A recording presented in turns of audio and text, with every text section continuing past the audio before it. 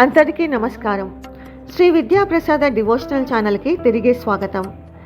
దేవి నవరాత్రులలో అమ్మవారు 5వ రోజు అవతారం స్కందమాత, అంటే సరస్వతీదేవి. ఈ సరస్వతీదేవి మాత, స్కందమాత వెనకాల ఉన్న పురాణ కథ ఏంటో ఈరోజు తెలుసుకుందాం. స్కందమాత లేదా సరస్వతీదేవి దుర్గామాత యొక్క 5వ స్వరూపము స్కందమాత అనే పేరుతో ప్రసిద్ధిగాంచింది. స్కందుడనగా కుమారస్వామి. ఆయనకు కార్తికేయుడు అనే మరొక పేరు కూడా ఉంది. ప్రసిద్ధమైన దేవాసుర సంగ్రామంలో ఈయన దేవతల సేనలకు అధిపతిగా ఉన్నాడు.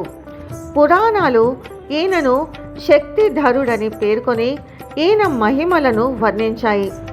ఇతడు నెమలి వాహనుడు. స్కంద భగవానుడి తల్లి అయినందున దుర్గాదేవి 5వ స్వరూపానికి స్కందమాత అనే పేరు ప్రసిద్ధమైనది. నవరాత్రి ఉత్సవాలలో 5వ రోజున ఈ స్వరూపంలో దుర్గాదేవి ఆరాధించబడుతుంది. ఈరోజు సాధకుని మనసు విశుద్ధ చక్రంలో స్థిరమవుతుంది. ఈమె మూర్తిలో బాలస్కందుడు ఈమె ఒడిలో కూర్చొని ఉంటాడు. స్కందమాత చతుర్భుజ. తన ఒడిలో చేరి ఉన్న స్కందుడిని తన కుడి చేతితో పట్టుకొని దర్శనమిస్తుంది. మరొక కుడి చేతిని పైకెత్తి పద్మమును ధరించి ఉంటుంది. ఎడమ వైపున ఒక హస్తం అభయముద్రలో ఉంటుంది.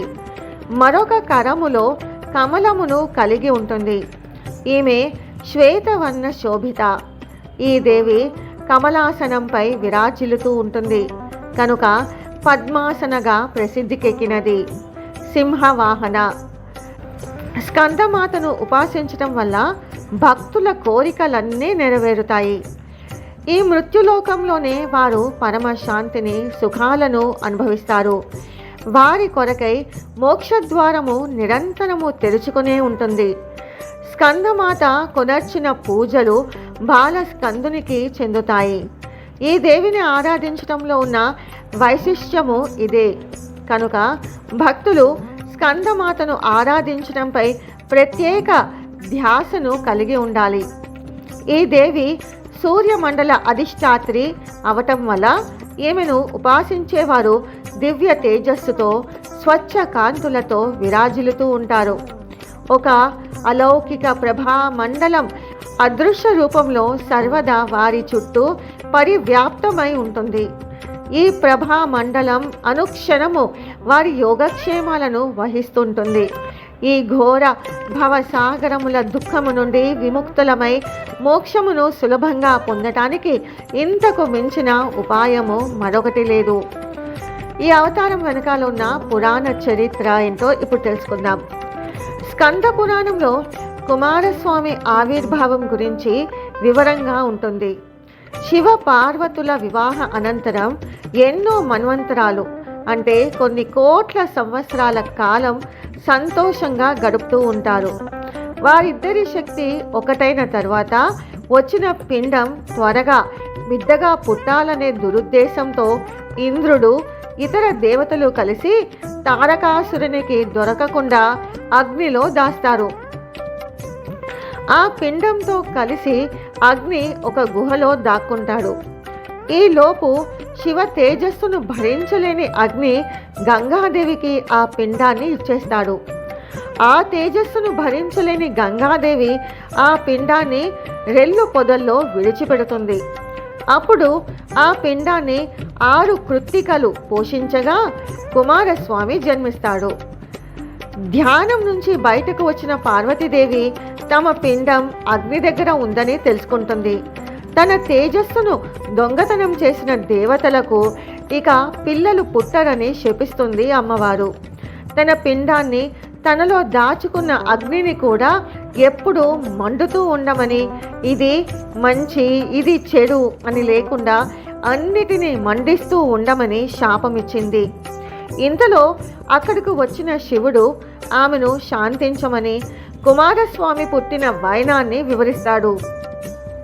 కృత్తికలు జన్మనిచ్చినా ఆ తేజస్సు తనది కాబట్టి ఆ బిడ్డ తనవాడేనని పార్వతీదేవి కుమారస్వామిని కైలాసానికి తెచ్చుకుంటుంది. కృత్తికలు పెంచారు కాబట్టి కార్తికేయుడని రెల్లు పొద అంటే శరవణాలులో ఉన్నాడు కాబట్టి శరవణుడని పేర్లు వచ్చాయి ఆయనకు.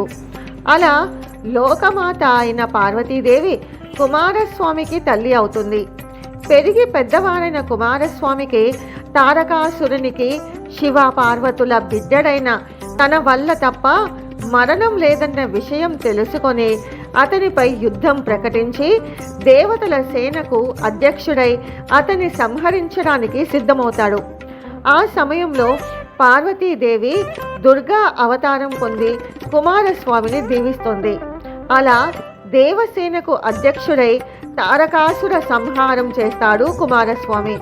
తిరిగి శంభు నిశుంభులతో యుద్ధ సమయంలో 5వ రోజున అమ్మవారు స్కందమాత దుర్గాదేవి అవతారంలో రణరంగానికి వెళ్ళి కొంతమంది అసురులను చంపుతుంది. సో ఫ్రెండ్స్, తెలుసుకున్నారు కదా స్కందమాత అనగా సరస్వతి మాత అవతారం వెనకాలన్న విశిష్ట కథను, పురాణ కథను. ఈరోజు అమ్మవారి అలంకారం సరస్వతీ మాతాదేవి. ధరింపవలసిన చీర రంగు కనకాంబరం రంగు చీర. ఈరోజు అమ్మవారికి నైవేద్యంగా పెరుగన్నాన్ని నివేదిస్తారు. ఇలాంటి ఆసక్తికరమైన విశేషాలను మీ ముందుకు తీసుకొస్తుంది మా ఛానల్. మా ఛానల్ని లైక్ చేయండి, కామెంట్ చేయండి, షేర్ చేయండి, సబ్స్క్రైబ్ చేసుకోవడం మాత్రం మర్చిపోకండి. సర్వే జనా సుఖినో భవంతు. స్వస్తి.